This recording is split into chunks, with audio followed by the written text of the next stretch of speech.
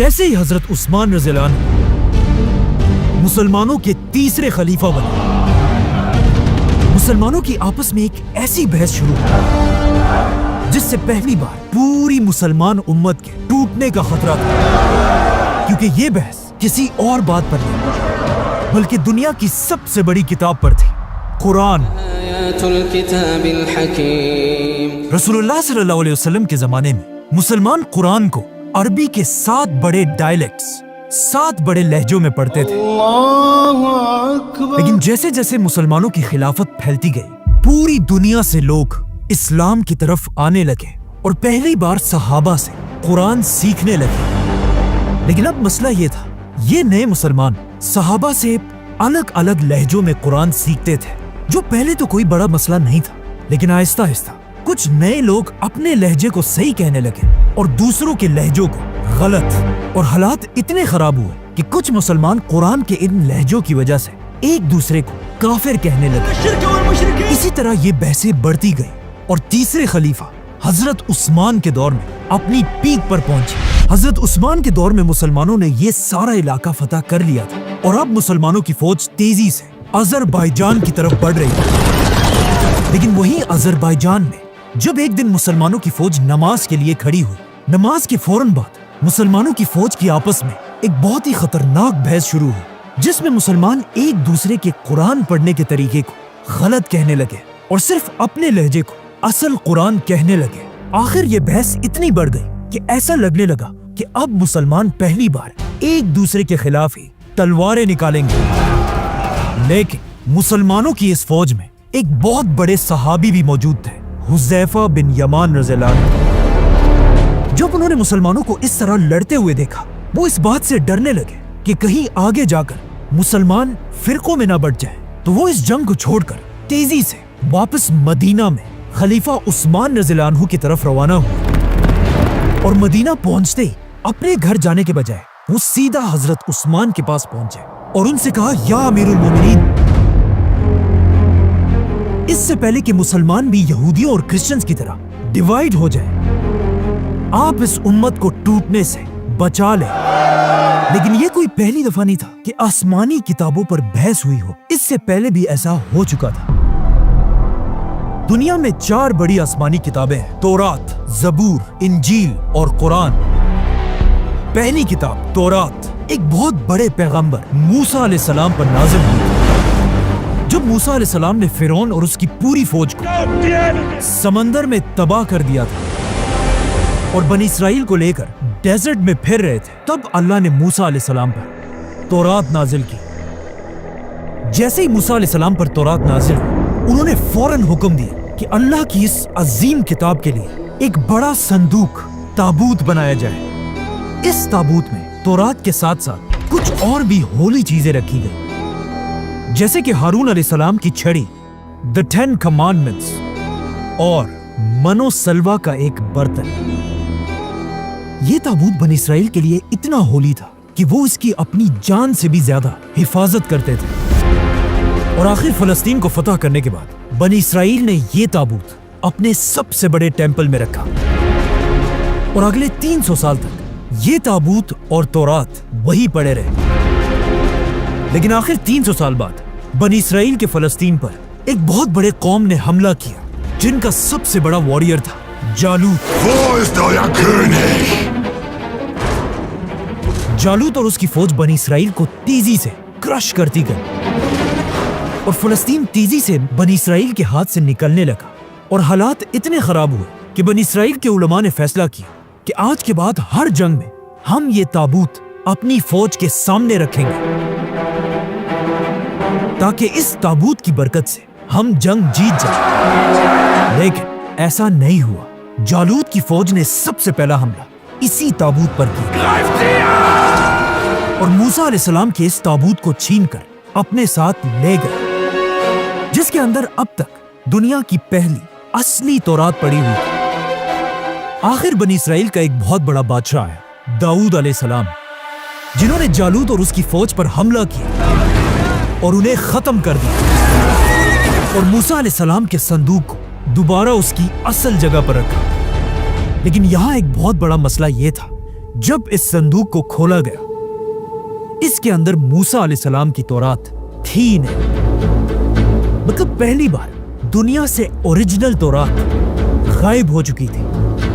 اسی لیے داؤد علیہ السلام پر دوسری آسمانی کتاب نازل ہوئی، زبور، جس کے بعد آنے والے پروفٹس نے تورات کو دوبارہ لکھا اور تورات اور زبور کو ایک ساتھ ایک ہی جگہ سیف رکھ دیا۔ لیکن داؤد علیہ السلام کے 400 سال بعد ایک بار پھر فلسطین پر حملہ کیا گیا۔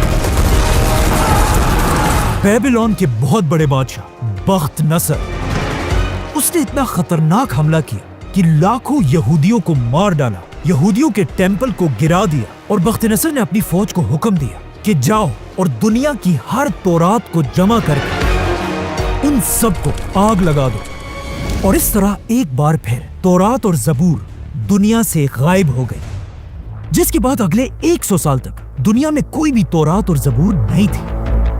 آخر 100 سال بعد ایک یہودی نے دوبارہ تورات لکھی، لیکن کچھ عرصے بعد پھر ایک بادشاہ نے حملہ کیا اور تیسری بار دنیا کی ساری تورات کو جلا دیا گیا، جس کے بعد یہودیوں نے بیٹھ کر پھر دوبارہ تورات لکھی۔ اسی طرح آج دنیا میں جو تورات ہے، دا ہیبرو بائبل، وہ موسیٰ علیہ السلام کی اوریجنل کتاب نہیں بلکہ دنیا سے 3-4 بار غائب ہونے کے بعد دوبارہ لکھی گئی ہے۔ اسی لیے آج دنیا میں کوئی بھی یہودیوں کی اس کتاب کو موسیٰ علیہ السلام کی اصل کتاب نہیں مانتا، ایون یہودی بھی The نہیں۔ Bible is literally not true. اب تورات کے بار بار غائب ہونے اور جلا دیے جانے کی وجہ سے تورات اتنی بگڑ چکی تھی کہ اب دنیا میں اللہ کی کوئی بھی آسمانی کتاب اپنی اصل شکل میں موجود نہیں تھی۔ اسی لیے یہاں پر اللہ نے اپنے بہت بڑے پیغمبر عیسیٰ علیہ السلام پر اپنی تیسری آسمانی کتاب نازل کی، انجیل۔ لیکن انجیل کو بھی بالکل قرآن کی طرح پہلے دنوں میں ایک کتاب کی شکل میں نہیں لکھا گیا، اور عیسیٰ علیہ السلام کے دنیا سے جانے کے بعد ان کے فالوورز زبانی ایک دوسرے کو انجیل سکھانے لگے،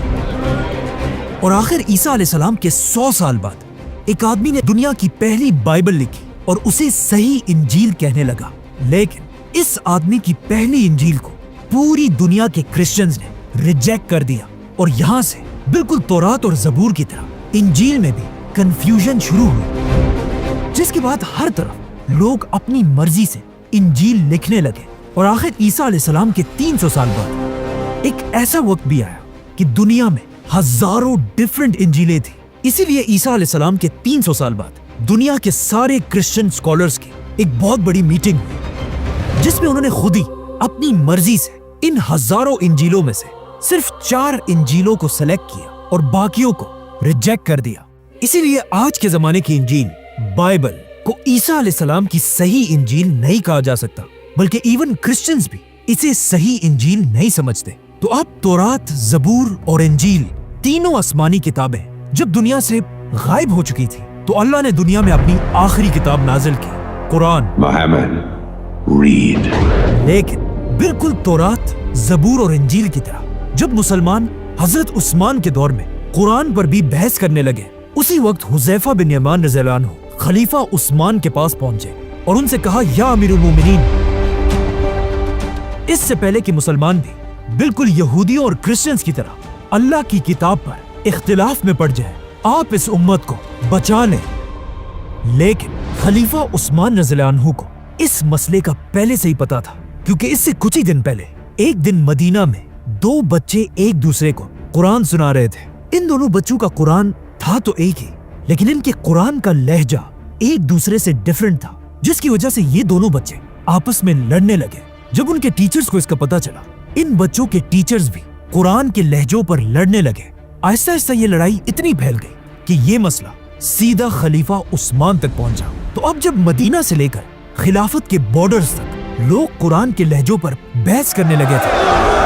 تب حضرت عثمان نے اپنی زندگی کا سب سے بڑا فیصلہ کیا اور مدینہ کے سارے بڑے صحابہ کو مسجد نبوی میں جمع کیا، اور پھر رسول اللہ صلی اللہ علیہ وسلم کے منبر پر کھڑے ہو کر کہا کہ وقت آ چکا ہے پوری دنیا کے مسلمانوں کو قرآن کے ایک ہی لہجے پر یونائٹ کیا جائے۔ جس میں کچھ صحابہ حضرت عثمان کے اس فیصلے سے خوش نہیں تھے، لیکن زیادہ تر صحابہ نے حضرت عثمان کے اس فیصلے کو سپورٹ کیا، جن میں سب سے بڑے صحابی تھے فیوچر خلیفہ حضرت علی رضی اللہ عنہ۔ حضرت عثمان رضی اللہ عنہ نے ایک لہجے کا قرآن بنانے کے لیے 8 लोगों की कमेटी बनाई और इस कमेटी का हेड उन्होंने ज़ैद बिन साबित रज़ियल्लाहु अन्हु को बनाया, क्योंकि ज़ैद बिन साबित कोई आम सहाबी नहीं, वो रसूलुल्लाह सल्लल्लाहु अलैहि वसल्लम के जमाने से कुरान की आयत लिखा करते थे। और हजरत अबू बकर रज़ियल्लाहु अन्हु के जमाने में ज़ैद बिन साबित रज़ियल्लाहु अन्हु ने पहली बार कुरान को किताब की शक्ल में लिखवाया था। ये दुनिया का पहला कुरान सबसे पहले अबू बकर रज़ियल्लाहु अन्हु के पास था, फिर हजरत उमर रज़ियल्लाहु अन्हु के पास, और अब हजरत उमर रज़ियल्लाहु अन्हु की बेटी उम्मुल मोमिनीन हजरत हफ्सा रज़ियल्लाहु अन्हा के पास था। तो हजरत उस्मान ने इसी कुरान को दोबारा मंगवाया और हजरत ज़ैद से कहा कि इसी कुरान को देखकर एक ही लहजे में कुरान लिखो,